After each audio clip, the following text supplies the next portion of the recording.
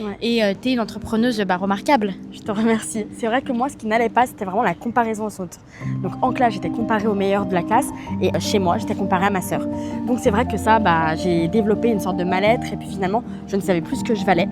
Et à la suite de ça, j'ai fait beaucoup de petits jobs avec mes parents notamment. Et c'est vrai qu'avec mon père, je me suis toujours bien entendue dans le travail parce que j'aimais être dynamique, j'aimais gérer, etc.